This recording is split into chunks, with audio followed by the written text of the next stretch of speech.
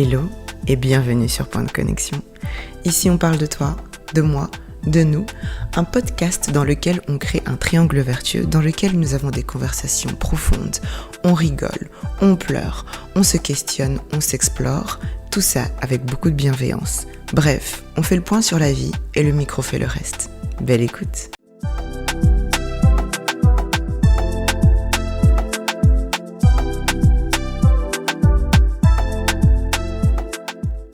Parce que les gens, ils vont entendre ta voix, mais on n'entend pas souvent ta voix, vu que dans ton contenu tu fais... Je ne parle pas beaucoup, non c'est vrai. Peut-être que les gens...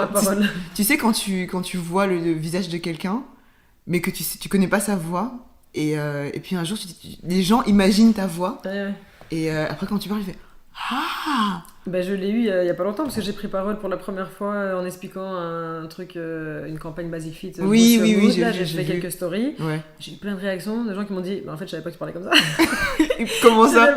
Je sais pas, les gens s'attendaient à une autre voix, une façon de parler, je sais pas. J'ai eu plein de réactions là-dessus. Ah ouais. Je me suis dit ok, j'ai eu une seule personne qui m'a dit t'as fait combien de prises, un peu méprisant et négatif, parce qu'il en faut quand même un. Oui, parce que les gens n'ont pas... Enfin, bref. Voilà, et puis tous les autres c'était en mode mais faudrait que tu fasses plus de contenu comme ça où tu parles parce qu'en fait ta voix passe bien, t'as une aura, tu dégages quelque chose, vas-y tu vois. Moi j'étais là, mais j'arrive pas.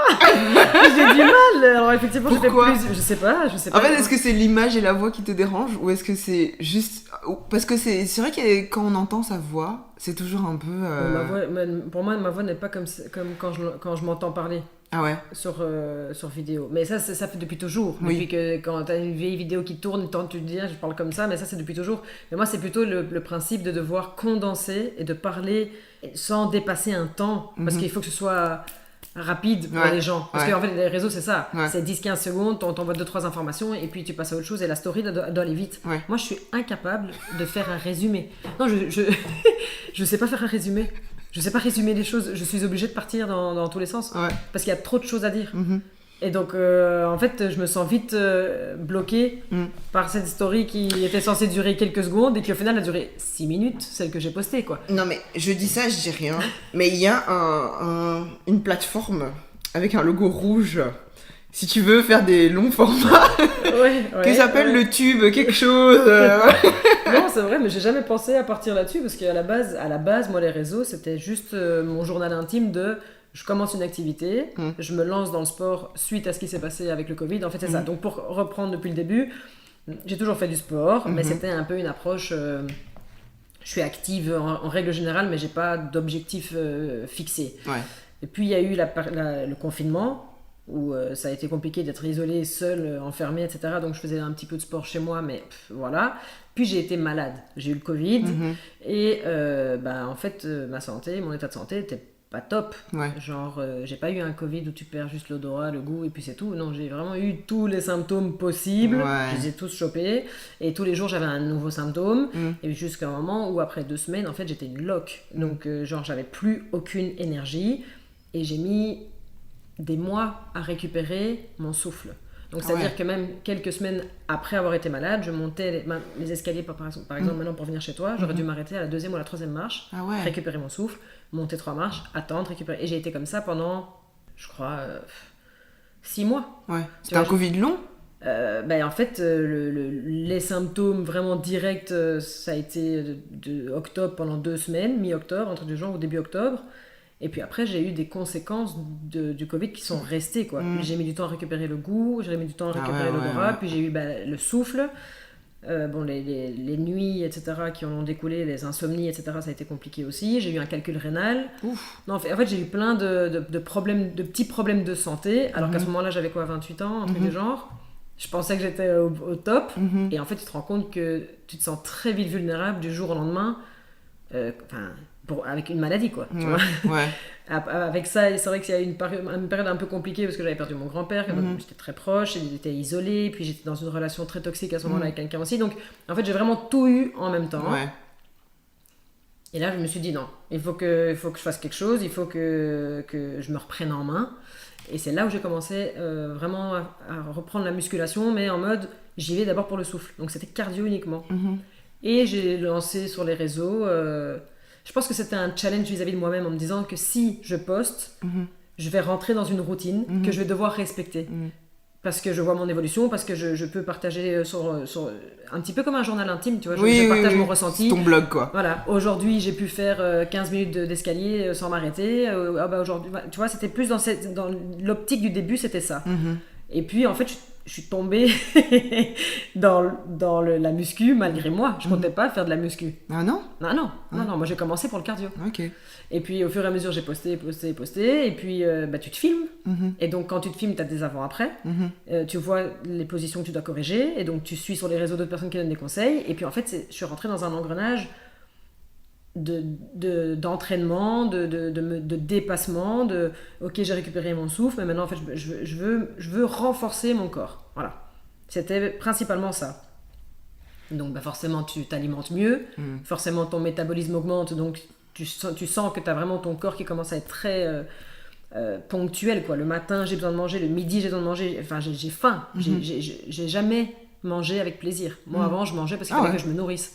Mais là maintenant je prenais plaisir à bien manger parce que je sentais que mon corps avait besoin de bien manger, et donc en fait ça m'a remis du coup une hygiène de vie dans l'alimentation. Et on a découlé du coup après les nuits de sommeil, que depuis toujours, depuis je sais même plus quand ça a commencé, mais moi j'avais des insomnies depuis que j'étais gamine. Moi j'allais dormir, je m'endormais pas. Je ne savais pas m'endormir. Je passais des heures dans mon lit, mais je m'endormais pas. J'ai fumé une partie de ma vie pour pouvoir justement tomber KO, parce que je n'arrivais pas à m'endormir. J'avais une hygiène de vie dégueulasse en fait. Je m'en suis rendu compte après. Après coup, mais quand t'es dedans, tu te rends pas compte, quoi. Tu fais la fête, tu vois des copains, tu parce vas que dormir tard. tu te sens pas mal en fait. T'es là genre, bon bah je suis bien. Non, mais j'ai négligé ma santé et mon corps pendant des années. Et une fois que tu prends le rythme de bien manger, bien dormir, t'entraîner, tu te rends compte qu'en fait la machine là elle est lancée, là elle tourne comme il faut. Et ce que tu as fait avant, en fait, c'est pas la vie. C'est pas ça prendre soin de soi. Donc là, du coup, on a découlé de... Le côté physique s'était mis en place. Et le mental en a suivi. Parce que pendant très longtemps, moi, je ne trouvais pas ma place dans la société. Je me trouvais différente. J'ai jamais été... Enfin, c'est pas que j'étais heureuse, mais bon, j'ai beaucoup voyagé. J'avais aucune attache à Bruxelles. J'avais des relations compliquées, que ce soit amicales ou sentimentales. Enfin, à chaque fois, je partais, en fait, tu vois. Et une fois que j'ai commencé à rentrer dans ce rythme de « Ok, je sais prendre soin de moi, je me respecte assez que pour prendre soin de mon corps », en fait, la santé mentale a commencé à s'ajuster. Tu vois, je me sens... Si maintenant, je me sens un petit peu, je sais pas, un peu trop stressée par la journée de travail, en allant au sport, après ma séance, je me rends compte que je suis bien. Donc, en fait, le sport, ça me permet de, moi m'ancrer dans l'instant présent, mettre en pause mon cerveau parce que je réfléchis énormément, et en fait là le fait de compter des répétitions, ton cerveau ne sait pas et compter et penser. Donc à partir du moment où tu arrives, tu fais ton exercice, exemple, tu fais du squat, tu fais une première série, tu comptes jusqu'à 12, tu vas compter les 12 reps que tu fais en pensant à ta respiration, à la réalisation de l'exercice, et donc en fait ton cerveau est off sur tout le reste. Est-ce que tu penses pas que c'est parce que tu penses comme ça, enfin dans le sens où est-ce que tu te dis tout le monde est concentré dans ce truc de je compte et machin, parce qu'il y a des gens par exemple qui je sais pas moi qui regardent autre chose en faisant en même temps, etc. Donc toi la conception que tu as du sport, c'est vraiment je suis dans la conscience de ce que je suis en train de faire. C'est ça. Mais parce que je pense que je suis quelqu'un qui somatise. J'ai toujours somatisé beaucoup. Si j'avais un blocage émotionnel ou un stress, etc., ça allait se manifester sur mon corps. Ça peut un stress. Je suis quelqu'un de stressé. J'ai un entretien d'embauche. Je ne sais pas manger. J'ai l'estomac qui se noue. En fait, je somatise beaucoup. Je pense que la plupart des gens, c'est pareil pour tout le monde. Mais tout le monde n'a pas la conscience de ça. Moi, j'ai toujours été à l'écoute de mon corps. J'ai toujours été. Et donc, du coup, je pense que quand j'étais en train de réaliser l'exercice, je pouvais totalement me déconnecter de ce qui se passait du monde extérieur et de mes pensées. Le fait de compter, ça c'est scientifiquement prouvé, c'est pas moi, toute personne ne sait pas compter et penser en même temps, c'est impossible. Et donc ça m'a permis vraiment de décrocher de ces pensées qui étaient intrusives, parce qu'il y a un moment où quand tu sors d'une relation toxique, tu sors d'un confinement où tu es isolé, etc., ton estime de toi elle prend un coup aussi, tu vois, parce que je vais pas rentrer dans le détail parce que c'est pas le point d'ici, mais de discussion, mais le mec il a foutu en l'air beaucoup de choses sur moi, tu vois. Donc je pense aussi que ton estime prend un coup, la confiance en toi, etc., etc. Et donc le fait de pouvoir te dire, le sport, en fait, je suis capable, je me dépasse, je réussis mes challenges, je ne pense plus à tout ce qui se passe à l'extérieur, mais juste à ce que je suis en train de faire. Je vis l'instant présent, qui est le principe de la méditation, enfin de la pleine conscience. Ouais.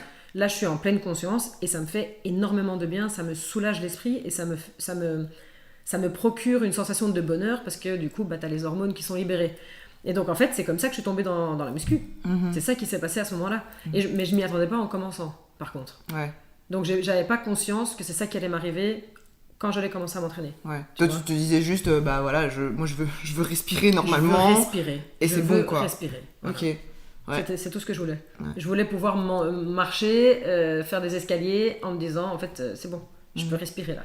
Mais je suis pas essoufflée, j'ai pas le souffle coupé. Oui, justement, du coup, le fait, la conception du sport que tu avais en commençant, en te disant, moi je veux respirer, et puis voilà, et ta conception au fur et à mesure du temps, elle a évolué. Ouais. Elle a évolué. Comment est-ce que tu t'es sentie par rapport à ça ? Mais j'en ai pas vraiment pris conscience directement que en fait, quand t'es dedans, enfin moi en tout cas, quand j'étais dedans, à ce moment-là, je voyais pas ça comme ça, je voyais juste que, en fait, à chaque fois, à chaque entraînement, je voulais faire mieux que ce que j'avais fait la veille. Et donc, imaginons, en fait, j'ai découvert ma force, j'ai découvert mon corps, j'ai découvert de quoi j'étais capable physiquement, mais quelles sont mes limites, quelles sont enfin, tu vois, aller juste vraiment au bout, les retranchements, là, tu vois, vraiment toujours pousser plus loin. Puis à un moment où tu stagnes, et là c'est le premier coup dur que tu prends quand tu fais vraiment le fitness en mode haut niveau entre guillemets, mais c'est le premier coup dur que tu prends, c'est genre les 6 premiers mois c'est super encourageant, c'est super motivant parce que tu as les résultats qui suivent et tu évolues.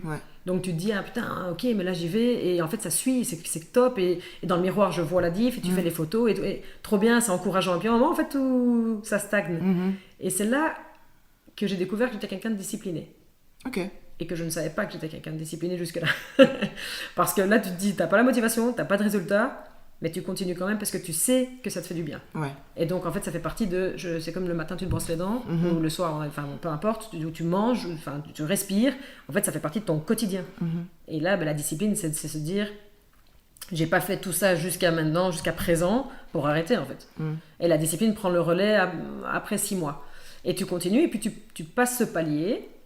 Et là, tu recommences à reprendre une espèce un deuxième coup de jus comme ça, et tu retournes vraiment à chaque fois dans tes limites, tu repousses.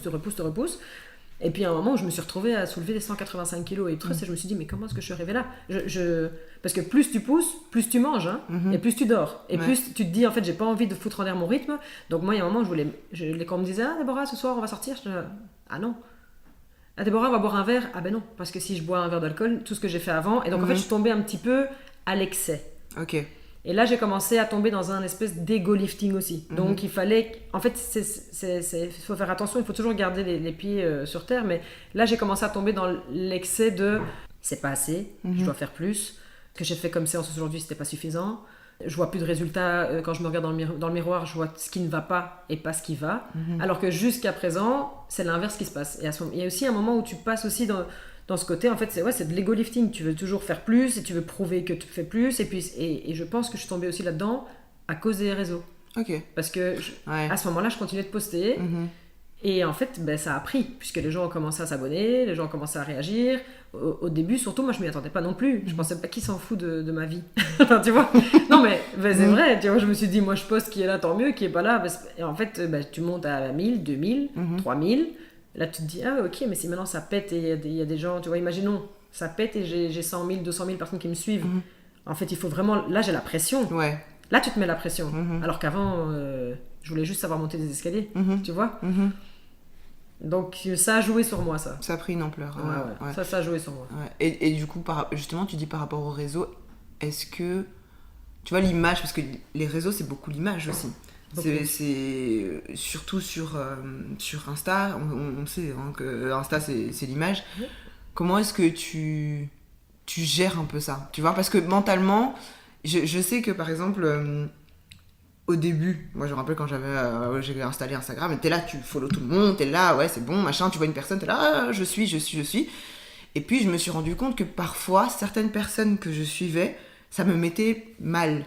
Pas parce qu'elle faisait des choses mal, mais parce que mentalement, j'étais pas prête à me comparer, enfin, j'étais pas prête à voir ce que cette personne fait parce que j'étais pas au clair avec moi-même, tu sais, même physiquement, tu parles du Covid. Moi, je me rappelle, le Covid, c'était de toute ma vie le moment où j'ai pris le plus de poids. Genre vraiment, je regarde les photos et je me dis jamais.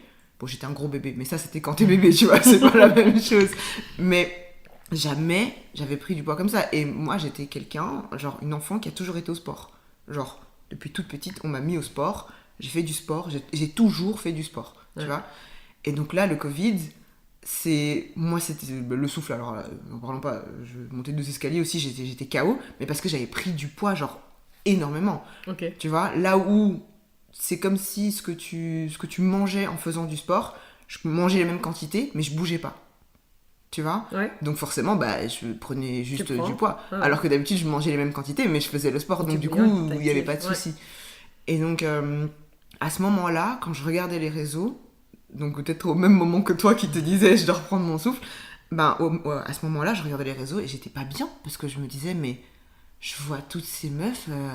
elles sont bien et tout, elle fait ci, elle fait ça, moi je suis là, je me regardais, je rentrais plus dans mes vêtements, enfin tu vois, il y a quand même ce truc de, les réseaux c'est bien pour te motiver, mais il y a l'inverse aussi, il faut que mentalement tu sois dans un bon état pour que tu puisses te dire, ok, elle je peux la suivre et je me sens bien et je suis contente, elle me motive, et pas l'inverse de, je suis mal en fait en regardant cette personne.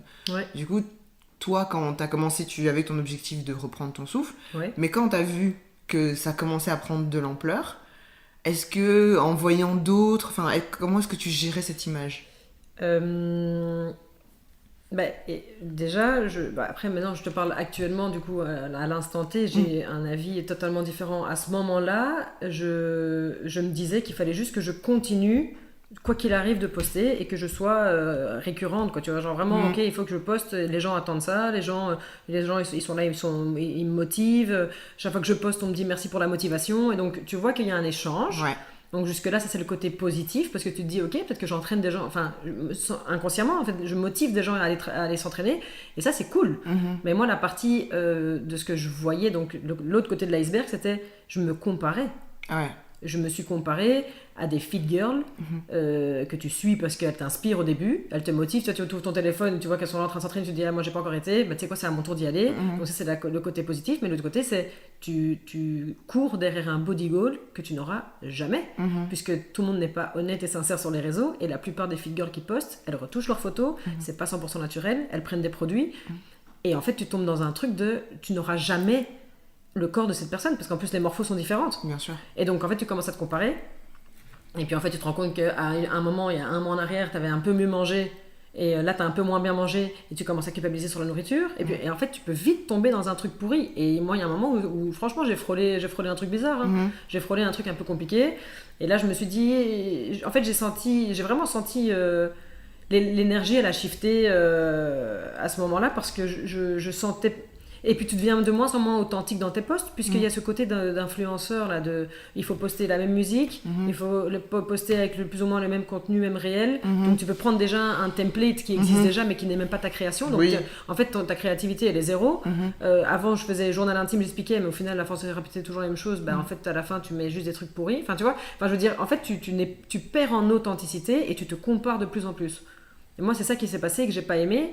Mais à ce moment-là, j'ai eu des sponsors. J'ai Prozis qui m'a contacté pour la première fois. J'avais une marque. C'est après, je crois que j'ai commencé à poster en janvier, plus ou moins en juin, j'ai reçu le sponsor de Prozis. Et puis en août, c'est Basic Fit qui m'a contacté. Et alors là, je me suis dit, waouh, tu vois, putain, mon travail paye. Donc il faut que je sois active, parce que l'échange dans mon contrat d'ambassadrice Basic Fit, c'est de promouvoir l'idée de faire du sport, parce qu'il y a le bien-être physique et mental. Donc ils aimaient bien ce que je postais, parce que principalement c'était axé là-dessus, mais à raison de autant de stories par semaine, autant de posts par mois, etc. Donc j'étais sous contrat, sous contrat, tu vois. Donc du coup j'essayais d'amener quand même une touche de moi, mais en suivant l'influence. Et puis en fait au fur et à mesure tu te dis, bon bah tu sais quoi, je vais essayer de continuer de garder ce côté où je monte la progression, Mais ça fait 1 an que je poste ma progression. Et ceux qui sont mordus de la muscu vont voir la différence, l'infime, parce que ça se transforme au millimètre. Au début, tu prends énormément de résultats, mais à un moment, tu les vois presque plus. Les résultats, c'est très peu. Et donc, mis à part ceux qui sont dans l'industrie bodybuilding, en fait, les gens ne vont pas capter ce que je suis en train de faire. Et en fait, je pense que c'est pour ça que j'ai commencé à reperdre de l'échange sur les réseaux, que j'ai commencé à moins poster, et puis en fait là on a découlé du coup le côté où les réseaux ça a commencé un petit peu plus à me saouler. Donc j'ai vraiment eu un espèce de pic, puis après c'est redescendu, et dans ma 2e année je me suis dit je lâche les charges lourdes parce que ça m'intéresse pas. Tu peux te blesser en plus bêtement si tu fais pas attention. Donc je suis retombée sur quelque chose de plus léger, de plus le mouvement, l'exécution du mouvement parfait plus important que la charge. Donc je suis retombée sur un truc un peu plus cool, moins de pression, même pour moi-même. Hein. Et donc j'ai fait là ça fait quoi du coup, ça fait 2 ans et demi du coup, donc là c'est ça qui s'est passé là récemment. Basic Fit a renouvelé le contrat parce qu'ils sont très contents avec mes posts, etc. Hein. Mais maintenant ma vision des réseaux n'est plus du tout la même qu'au début. Au début c'était je partage, ceux qui adhèrent tant mieux, puis à un moment où c'était en fait je poste mais il n'y a pas de réaction et ça me saoule. Puis à un moment je me suis dit tant pis, ça prendra quand ça devra prendre. En fait c'était pas très linéaire un peu, tu vois, mon aspect réseaux sociaux, moi ça a toujours été un peu un combat un peu compliqué de tu veux plaire, tu veux que les gens like, tu veux que les gens suivent, tu veux que les gens s'abonnent, tu veux péter le million de vues. Parce qu'il y a un moment où tu te dis, en fait, je poste pourquoi pour 200 personnes. Non, t'as envie que ça parte plus loin, tu vois. Parce que si ça part plus loin, t'as des opportunités. Bien sûr. Et donc, c'est pas que tu mises dessus, mais inconsciemment, tu te dis qu'il y a moyen que ça passe. Et puis au final, tu te rends compte que ça passe pas. Et puis tu te dis, mais je fais quand même comme les autres, pourquoi ça passerait plus si je perds en authenticité? Donc en fait, je n'arrive pas à exprimer à travers mes posts exactement ce que j'ai envie. Et le fitness, j'ai fait le tour. En fait, j'ai de la force, je me suis construite physiquement parlant, mon corps est robuste, je me sens bien physiquement, tu vois, je sens que... Et alors il y a l'aspect physique aussi, parce que tu galbes ton corps, hein. Le but du bodybuilding c'est de galber le corps, c'est créer à l'aide des muscles, tu vois, tu galbes. Donc une fois que t'as ça, tu as atteint entre guillemets ton objectif, que ce soit physique, mental, etc., point de vue santé et tout. Et puis en fait les réseaux, mais quoi en fait, les réseaux, moi ça m'intéresse plus. Et donc là j'ai totalement décroché. Je faisais la part de mon contrat parce que je suis sous contrat et que je respecte ça, mais je vois pas l'intérêt de partager plus avec des gens qui au final peut-être ils s'en foutent, peut-être que ça change rien à leur vie, peut-être qu'en fait j'en ai marre de suivre toutes les mêmes musiques, toujours la même chose. En fait j'ai pas l'authenticité, j'ai pas la créativité que j'ai envie de mettre. Et donc j'ai lâché prise sur les réseaux, j'ai lâché prise sur la force, j'ai lâché prise sur tout ça, et j'ai commencé à me pencher plutôt sur d'autres approches qui pourraient varier l'entraînement, mais combler ce manque de ce que j'avais en faisant uniquement de la muscu. Et ça a commencé à shifter à partir de mars. En mars, il y a eu un gros changement de mon point de vue, à tous les niveaux, plein de choses, et j'ai un espèce d'éveil spirituel, donc là a commencé vraiment un gros changement, et donc j'ai commencé à courir. J'avais fait de la pole dance, j'ai quand même toujours expérimenté, parce que j'avais testé la pole dance pour voir, je trouvais ça chouette aussi d'essayer des trucs comme ça. J'ai fait la course, j'ai fait tout ce qui est yoga, stretching, etc. aussi, en parallèle, donc j'ai toujours varié, et j'ai toujours été active, et je le serai certainement toujours, parce que c'est toujours un exutoire, je me sens mieux après, tu vois. Mais maintenant, l'approche pure, dure, musculation, force, ça m'intéresse pas, ça m'intéresse plus. Je l'ai fait, ok, fine, mon corps, je sais de quoi il est capable de soulever très lourd, mais il a pas besoin de ça. J'ai pas besoin de vivre dans du lourd. J'ai besoin de légèreté, j'ai besoin de flexibilité, j'ai besoin de douceur, j'ai plus besoin de force. En fait, l'énergie que j'avais pendant 2 ans et demi de lutte, de combat, de dépassement, c'est de l'énergie yang. Et il faut savoir qu'on a tous du yang et du yin et du yang. Bien sûr. Et là maintenant, j'ai lâché le yang et je me rapproche plus du yin. Le yin qui est un peu plus féminin, un peu plus intuition, un peu plus... c'est créatif, c'est intuitif. Si tu dois utiliser une image, c'est genre, il y a un cours d'eau pour arriver d'un point A à un point B. Et alors t'as le cours d'eau où t'as vraiment genre les vagues et tout, t'es là en train de lutter contre le courant, ou t'as celui qui t'emmène. Je prends plus celui qui m'emmène. J'en ai marre d'aller dans le... Pourquoi je vais prendre le difficile alors que je peux faire le même chemin, version facile.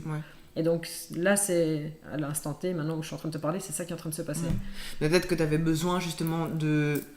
Parce qu'au moment où tu as pris cette décision où tu te disais ce fameux souffle-là qu'on retient, c'est ce dont tu avais besoin. Tu avais besoin de reprendre possession de la force de ton corps et de te dire, ok, j'ai besoin de cette force-là pour après avoir la légèreté et voir un petit peu ce que ton corps est capable de faire dans d'autres choses. Parce qu'effectivement, comme tu dis, ben c'est vrai, on l'a vu avec ton contenu, là, t'as la course, t'as essayé le yoga, tu vois. Donc c'est vrai que c'est plus léger, mais c'est un autre genre de force. Parce que je fais du pilates et voilà. Oui, non. Attention, parce que pilates c'est différent que yoga. Pilates c'est différent que yoga. Voilà. Mais même le yoga, franchement, quand tu dois te mettre dans certaines positions, tu te dis si mes bras c'est du spaghetti, je vais pas tenir ici, je vais tomber. Eh bien, figure-toi que je ne savais pas, mais moi j'ai énormément de force sur des mouvements. Sur du mouvement, mais je n'ai presque aucune force sur du statique. Ok. Donc tu peux t'entraîner avec des charges très lourdes pendant 2 ans et demi à la salle, arriver à ton cours de pilates ou de yoga, ça ne vaut rien. Parce que tu es dans du statique. Ah oui. Tu as des positions à maintenir, alors que moi c'était dans l'explosivité, le mouvement, le déplacement, En fait, ça n'a rien à voir. La planche, alors ça, encore une chance. Je touche du bois d'avoir eu de la conscience, parce que les abdos, c'était bof, mais j'ai toujours fait du renfort, du gainage. Donc ça va. Mais en fait, ça aussi, je trouve ça... Ça va être très bizarre ce que je veux dire, mais je trouve ça hypocrite de faire de la musculation pour une apparence extérieure, alors qu'à l'intérieur, le muscle profond n'est pas renforcé.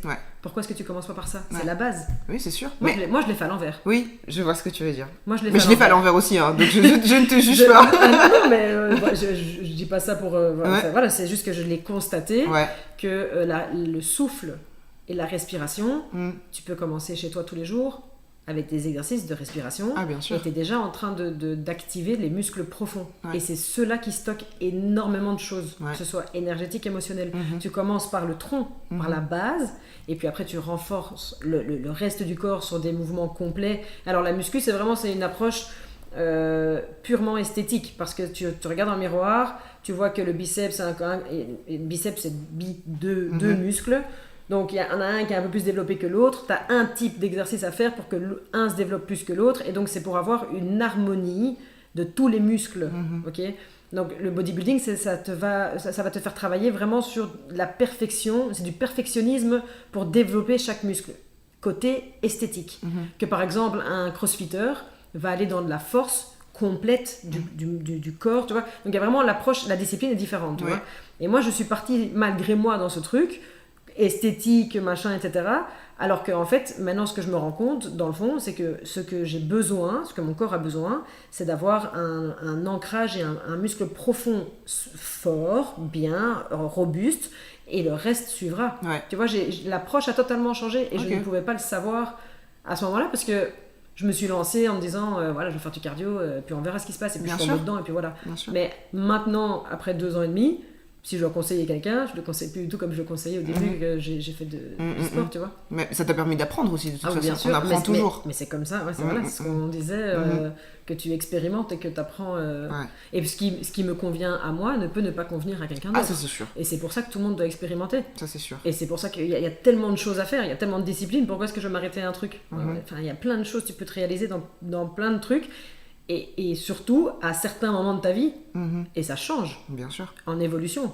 Maintenant, ce que je suis en train de faire maintenant, dans 40 ans, ce ne sera pas ça que j'aurai envie de faire, tu vois. Et en général, quand tu es à l'écoute, tout se met toujours bien en place au bon moment. Exactement, c'est ce que j'allais dire. Parce que ce que tu dis est intéressant par rapport à comment tu as commencé et comment tu as fait le truc. C'est vrai que parfois, je t'ai dit, moi j'ai toujours fait du sport. On m'a toujours mis au sport, à l'athlétisme quand j'étais petite. Et puis j'ai fait de l'athlétisme et la danse en même temps. Et tu vois, donc il y a tout ça. Et puis l'université a un petit peu bousillé le truc, donc du coup, voilà. Mais j'ai aussi été en mode basic fit et tout. Je me rappelle, je faisais du body pump, tu vois. Donc c'est aussi explosif. C'est là, tu sautes et machin, et puis tu cours, et puis tu fais des trucs où tu sors de là, tu transpires. Et j'aimais bien cette sensation. Moi, tu vois, je me disais, si je dois faire du sport, je dois sortir de là en sueur.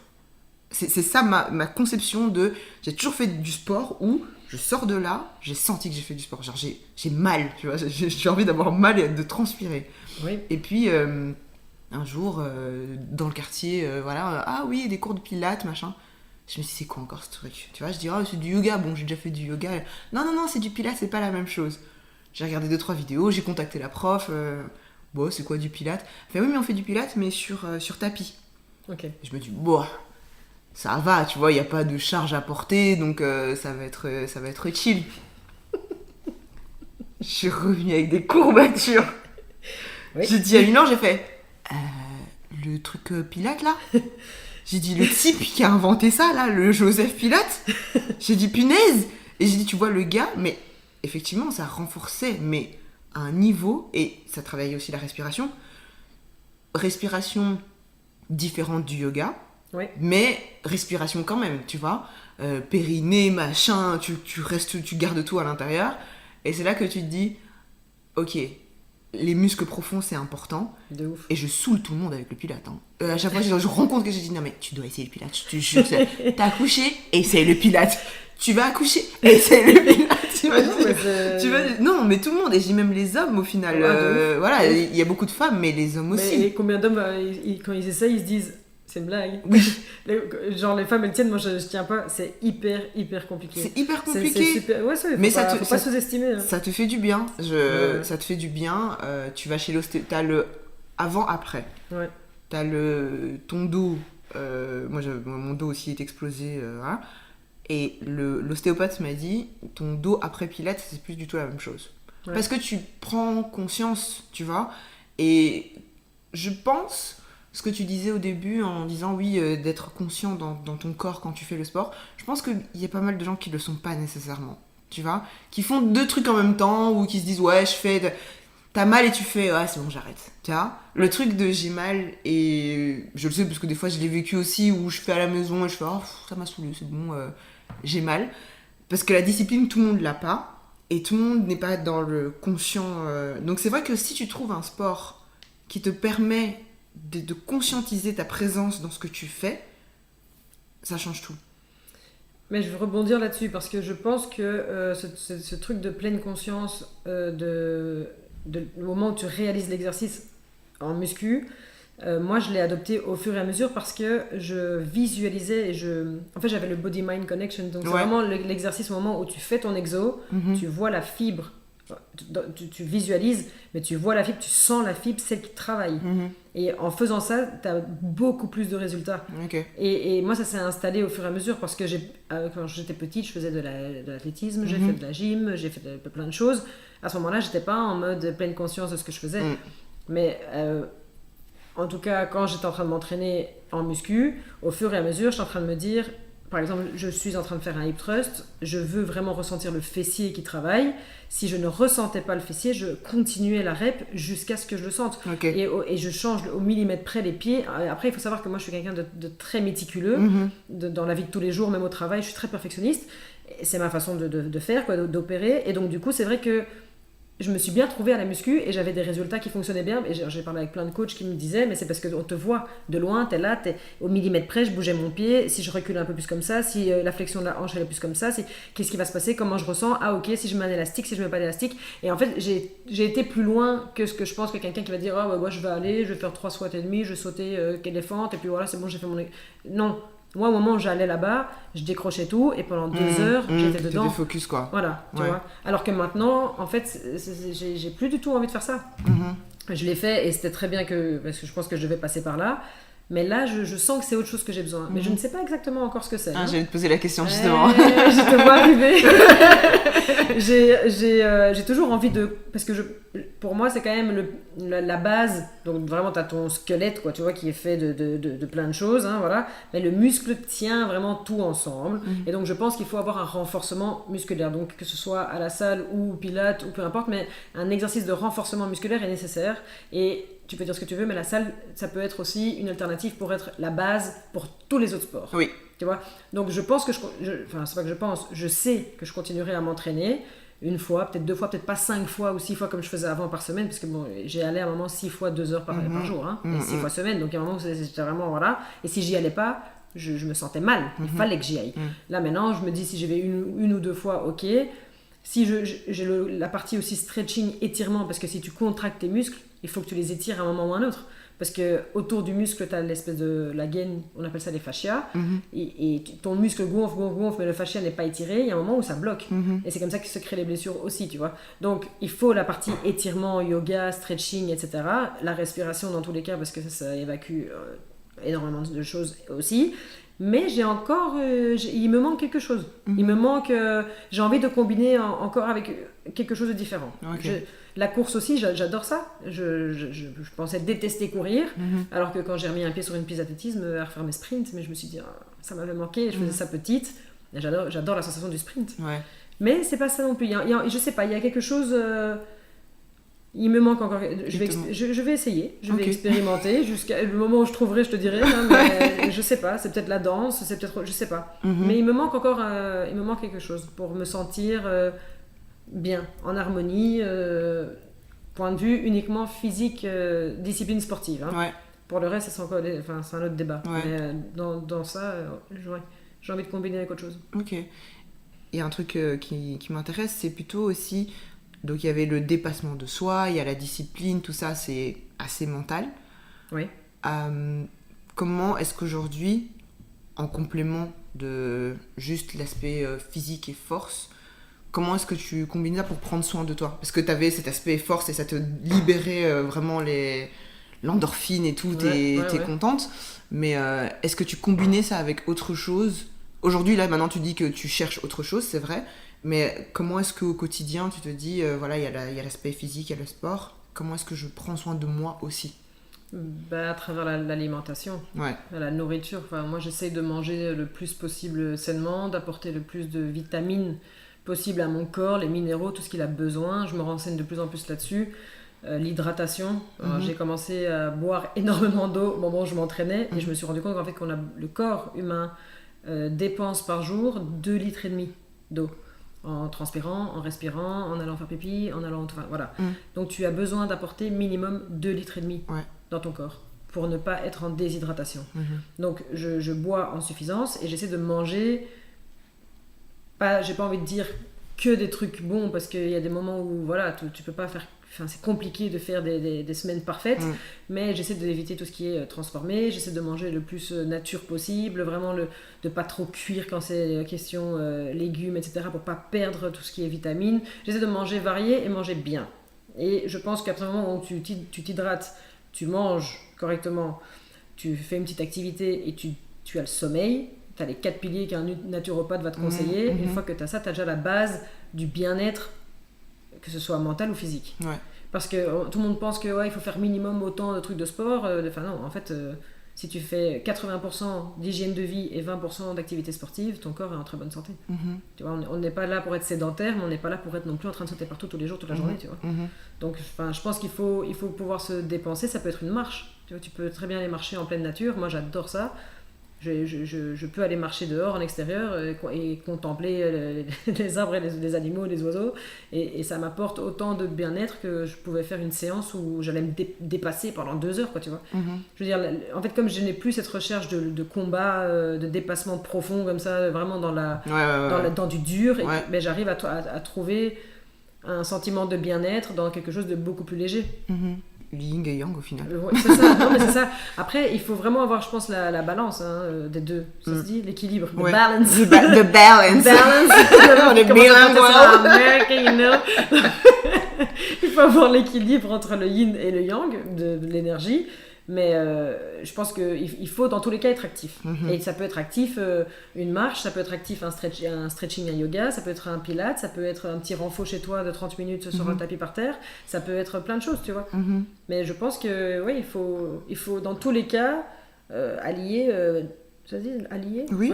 J'ai vraiment un bug. Nourriture, hydratation, sommeil et une activité.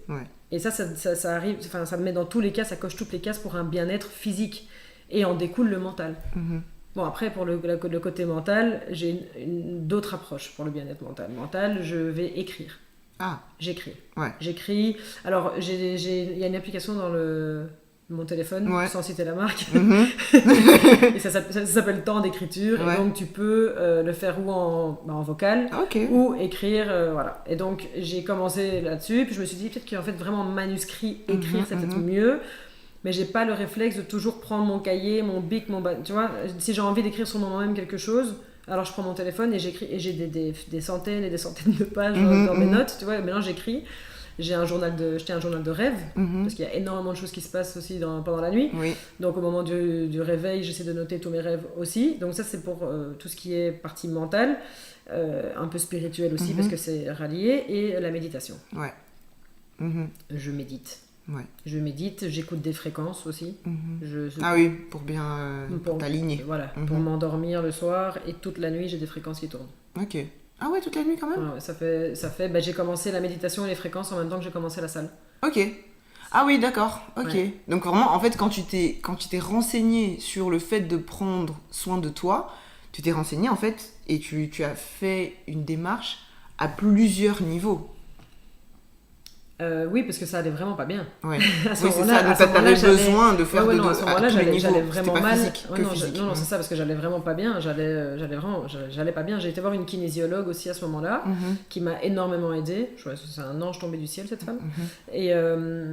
Parce que j'avais énormément d'anxiété Ouais. et de crise d'angoisse pendant le confinement le soir. Quand la nuit tombait, j'avais une crise d'angoisse qui arrivait.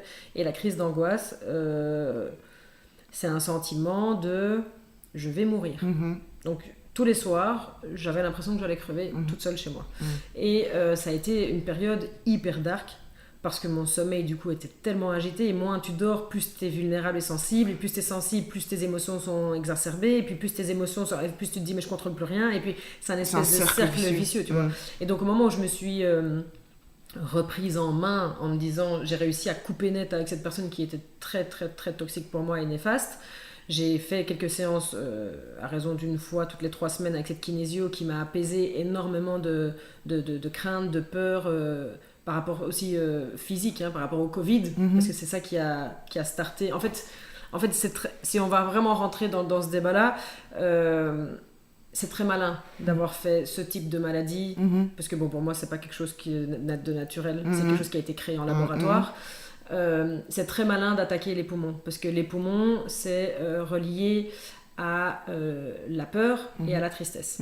Okay, donc à partir du moment où tu te sens isolé, où tu te sens triste, où tu as peur, c'est là où ça se met sur les poumons, et on vient l'anxiété et l'angoisse, parce que tu manques d'air. Littéralement, autant au sens physique, parce que le Covid s'est mis sur les poumons, autant qu'au sens figuré, où tu te dis je ne sais pas respirer, je suis coincée, et on nous met en plus des masques. Donc en fait, quand tu regardes vraiment la totalité de ce qu'on a vécu pendant cette pandémie, on nous a coupé le souffle, à tout point de vue. Ouais. Et on t'a coupé de tous les repères que tu pouvais avoir qui pouvaient t'aider. Puisque tu pouvais pas voir ta famille, t'avais une bulle de 2 personnes ou je sais pas quoi, leurs règles à la con, le couvre-feu. Alors à ce moment-là, on était tous dedans, on pouvait pas voir ce qui s'est passé. Maintenant, avec le recul, moi j'ai vraiment une théorie de... Ils ont voulu anéantir beaucoup et faire beaucoup de mal, tu vois. Donc bref, ça c'est mon concept et mon point de vue, et j'ai pas envie de rentrer dans le truc chacun croit ce qu'il croit. Moi je crois en ça, mais donc du coup, moi ça a été vraiment un état de mal-être général, global, à tout point de vue.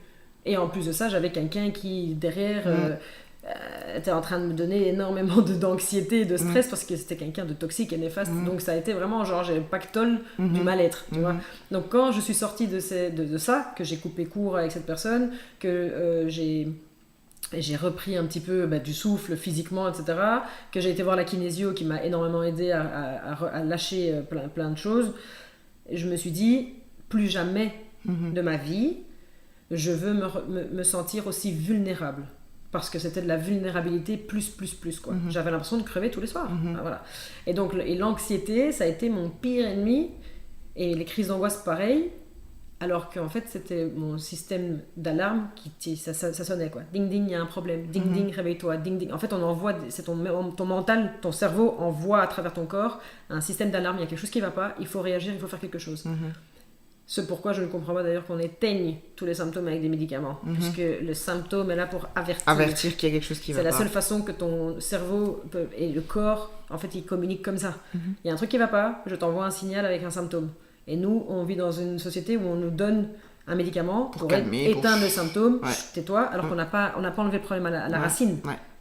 Et du coup, là, mon approche, moi, c'était calmer ça et sortir de ce truc. Et en fait, tout s'est mis en place tout seul. Donc d'un côté, ça a été la pire chose qui allait m'arriver, ce Covid, en fin de compte, mais c'est la meilleure chose aussi qui me soit arrivée.